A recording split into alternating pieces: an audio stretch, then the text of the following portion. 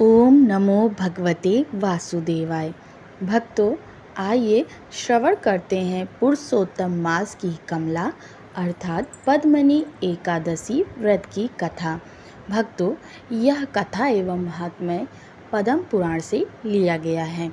युधिष्ठिर ने पूछा, भगवान, अब मैं श्री विष्णु के व्रतों में उत्तम व्रत का जो सब पापों को हर लेने वाला तथा व्रती मनुष्य को मनोवांछित फल देने वाला हो, श्रवण करना चाहता हूँ। जनार्दन, पुरुषोत्तम मास की एकादशी की कथा कहिए। उसका क्या फल है और उसमें किस देवता का पूजन किया जाता है? प्रभु, किस दान का क्या पुण्य है? मनुष्य को क्या करना चाहिए? उस समय कैसे स्नान किया जाता है? किस मंत्र का जप होता है? कैसे पूजन विधि बताई गई है?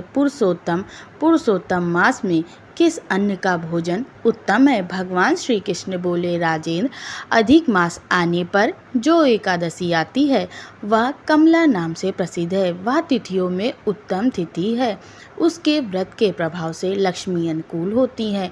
उस दिन ब्रह्म मुहूर्त में उठकर भगवान पुरुषोत्तम का स्मरण करें और विधि पूर्वक स्नान करके व्रती पुरुष व्रत का नियम ग्रहण करे। घर पर जप करने से 1 गुना, नदी के तट पर दूना, गौशाला में 1000 गुना, अग्निहोत्र में 1100 गुना, शिव के क्षेत्रों में, तीर्थों में, देवताओं के निकट तथा तुलसी के समीप लाख गुना और भगवान विष्णु के निकट अनंत गुना फल होता है। अवंतपुरी में शिव शर्मा नाम का एक श्रेष्ठ ब्राह्मण रहते थे। उनके 5 पुत्र थे। इनमें जो सबसे छोटा था वह पापाचारी हो गया, इसलिए पिता तथा सज्जनों ने उसे त्याग दिया। अपने बुरे कर्मों के कारण निर्वासित होकर वह बहुत दूर वन में चला गया। दैव योग से एक दिन वह तीर्थराज प्रयाग में जा पहुंचा।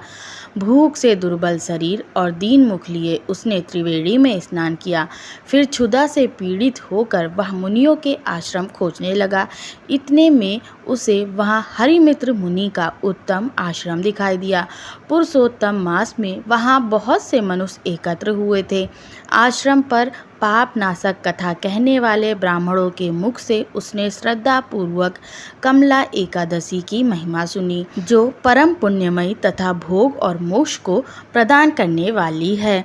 जय शर्मा ने विधि पूर्वक कमला एकादशी की कथा सुनकर उन सब के साथ मुनि के आश्रम पर ही व्रत किया। जब आधी रात हुई तो भगवती लक्ष्मी उसके पास में आकर बोली, ब्राह्मण, इस समय कमला एकादशी के व्रत के प्रभाव से मैं तुम पर बहुत प्रसन्न हूँ और देवादिदेव श्री हरि की आज्ञा पाकर बैकुंठ धाम से आई हूँ। मैं तुम्हें वर दूंगी। ब्राह्मण बोला, माता लक्ष्मी, यदि आप मुझ पर प्रसन्न हैं तो वह व्रत बताइए जिसकी कथा वार्ता में साधु ब्राह्मण सदा संलग्न रहते हैं। लक्ष्मी जी ने कहा, ब्राह्मण, एकादशी व्रत का महात्म्य श्रोताओं के सुनने योग्य सर्वोत्तम विषय है। यह पवित्र वस्तुओं में सबसे उत्तम है। इसमें दुस्वप्न का नाश तथा पुण्य की प्राप्ति होती है, अतः इसका यत्न पूर्वक श्रवण करना चाहिए। उत्तम पुरुष श्रद्धा से युक्त हो, 1 या आधे श्लोक का पाठ करने से भी करोड़ों महापातकों से तत्काल मुक्त हो जाता है। जैसे मासों में पुरुषोत्तम मास, पक्षियों में गरुड़ तथा नदियों में गंगा श्रेष्ठ हैं, उसी प्रकार तिथियों में द्वादशी तिथि उत्तम है। समस्त देवता आज भी एकादशी व्रत के ही लोभ से भारतवर्ष में जन्म लेने की इच्छा रखते। देवगण सदा ही रोग शोक से रहित भगवान नारायण का पूजन करते हैं। जो लोग मेरे प्रभु भगवान नारायण के नाम का सदा भक्ति पूर्वक जप करते हैं, उनकी ब्रह्म आदि देवता सर्वदा पूजा करते हैं। जो लोग श्री हरि के नाम जप में संलग्न हैं, उनकी लीला कथाओं के कीर्तन में तत्पर हैं तथा निरंतर श्री हरि की पूजा में प्रवृत्त है, वे मनुष्य कलयुग में कृतार्थ हैं।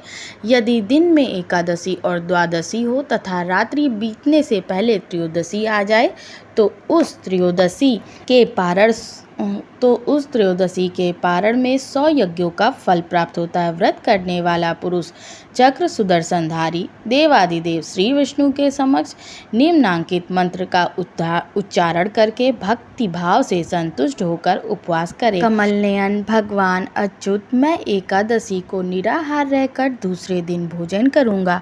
आप मुझे शरण दे। तत्पश्चात व्रत करने वाला मनुष्य मन और इंद्रियों को वश में करके गीत वाद्य नृत्य और पुराण पाठ आदि के द्वारा रात्रि में भगवान के समक्ष जागरण करे। फिर द्वादशी के दिन उठकर स्नान के पश्चात जितेंद्रिय भाव से विधि पूर्वक श्री विष्णु की पूजा करे। एकादशी को पंचामृत से जनार्दन को नहलाकर द्वादशी को केवल दूध में स्नान कराने से श्री हरि का सायुज्य प्राप्त होता है। पूजा करके भगवान से इस प्रकार प्रार्थना करें, केशव, मैं अज्ञान रूपी रतौंधी से अंधा हो गया हूँ। आप इस व्रत से प्रसन्न हो और प्रसन्न होकर मुझे ज्ञान दृष्टि प्रदान करें। इस प्रकार देवताओं के स्वामी देवादिदेव भगवान गदाधर से निवेदन करके भक्ति पूर्वक ब्राह्मणों को भोजन कराएं तथा उन्हें दक्षिणा दें। उसके बाद भगवान नारायण के शरणागत होकर बलि वैश्वदेव की विधि से पंच महायज्ञों का अनुष्ठान करके स्वयं मौन हो अपने बंधु बांधवों के साथ भोजन करे।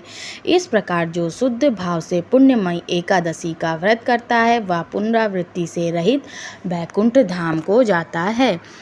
युधिष्ठिर बोले, जनार्दन, पाप का नाश और पुण्य का दान करने वाली एकादशी के महात्म्य का पुनः वर्णन कीजिए, जिसे इस लोक में करके मनुष्य परम पद को प्राप्त होता है। भगवान श्री कृष्ण ने कहा, राजन, शुक्ल या कृष्ण पक्ष में जब भी एकादशी प्राप्त हो उसका परित्याग ना करें, क्योंकि वह मोक्ष रूप सुख बढ़ाने वाली है।